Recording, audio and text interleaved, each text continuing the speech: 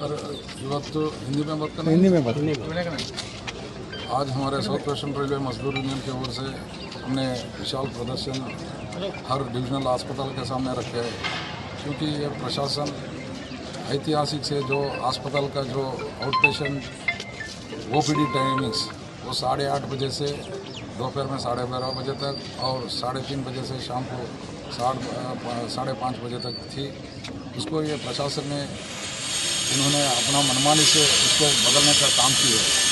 जो अभी जो रिवर्स की टाइमिंग्स है जो बदलाव किए हैं, सुबह 9 बजे से लेके स्ट्राइट आवर्स शाम को 4 बजे तक।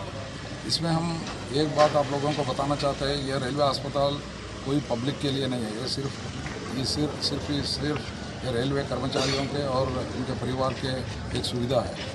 अभी समझ लीजिए हर कोई कैटेगरी का उनका जो काम सुबह 9 बजे से 5 बजे तक चलती है।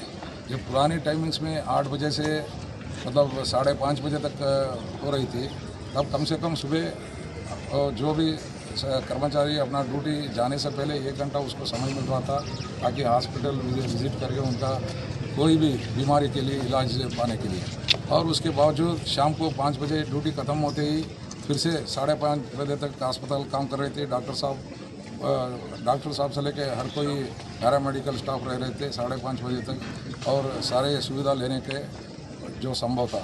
अभी जो समझ लीजिए 9 बजे से 4 बजे तक यदि ड्यूटी करेंगे, अस्पताल वर्किंग टाइमिंग्स बदलाने में कर्मचारियों के लिए कितना दिक्कत होती है। इसके अलावा बावजूद में आप जानते हो ये सुविधा मैंने जैसा आपको बताया सिर्फ रेलवे कर्मचारियों के लिए नहीं है, उनका परिवार का सदस्य के लिए भी है। जो परिवार का सदस्य जो बाल बच्चे लोग अगर स्कूल जाएंगे, स्कूल से तो निश्चित दौर से 4:30 बजे से कोई पहले नहीं आएंगे। यदि कॉलेज बड़ा लड़के या लड़की लोग होने पे 5 बजे से पहले कोई नहीं आएंगे, उनके लिए भी दिक्कत होगा। और कोई भी सही सलामत से वहाँ पे हम जो भी उपलब्धियाँ हैं उसको हासिल नहीं कर पाएंगे। इसी ಯಾಗ 8 ಗಂಟೆಗೆ ಅವರು ಬಂದು OPD ಟೈಮಿಂಗ್ಸ್ ಇತ್ತು, ಯಾರಾದ್ರೂ ಡಾಕ್ಟರ್ಗಳು ಅವರ ಎದೆ ಮೇಲೆ ಕೈ ಇಟ್ಕೊಂಡು ಹೇಳಿ 8 ಗಂಟೆಗೆ ಬಂದು ನಾನು ನನ್ನ ಕರ್ತವ್ಯ ನಿರ್ವಹಿಸಿದ್ದೀನಿ ಅಂತ. ಅವ್ರಿಗೆ ವಾರ್ಡ್ ರೌಂಡ್ಸ್ ಇರುತ್ತೆ. ವಾರ್ಡ್ ರೌಂಡ್ಸ್ ಯಾರಿಗಿರುತ್ತೆ? ಕಾರ್ಪೊರೇಟ್ ಹಾಸ್ಪಿಟಲ್ಗೆ ಹೋಗಿ, ಅಪೋಲೋ ಹೋಗಿ, ಫೋರ್ಟಿಸ್ ಹೋಗಿ, ಸುಚರಾಯ್ ಹೋಗಿ, ಯಾರು ತನ್ನ ಪೇಷಂಟ್ ಅನ್ನ ಸರ್ಜರಿ ಮಾಡಿ ಅಥವಾ ಅಡ್ಮಿಟ್ ಮಾಡಿ ಇನ್ ಪೇಷಂಟ್ ಇರ್ತಾರೆ ಅವರು ಆ ಪೇಷಂಟ್ ಅನ್ನ ಮಾತ್ರ ನೋಡ್ತಾರೆ. ಸುಮ್ನೆ ಈ ಜೈಲರ್ ಟೈಪ್ ಇಡೀ ಜೈಲನ್ನೆಲ್ಲ ಬಂದ್ಬಿಟ್ಟು ಇನ್ಸ್ಪೆಕ್ಷನ್ ಮಾಡೋ ಕೆಲಸ ಅಲ್ಲ ಡಾಕ್ಟರ್ಗಳದು. ಆದ್ರೆ ಇಲ್ಲಿ doctors they are found under exclusive category, excluded category. Hours of employment regulation ಅಲ್ಲಿ excluded category, intensive category, then essential intermittent, then continuous. ನಿಮಗೆಲ್ಲರೂ ಗೊತ್ತಿದ್ದಾಗೆ ನಮ್ಮ ವಾಟ್ಸ್ಆಪ್ ಮುಖಾಂತರ ರೈಲ್ವೆ ಹಾಸ್ಪಿಟಲ್ ಟೈಮಿಂಗ್ಸ್ ಅನ್ನ ಬದಲಾವಣೆ ಮಾಡಿದ್ದು,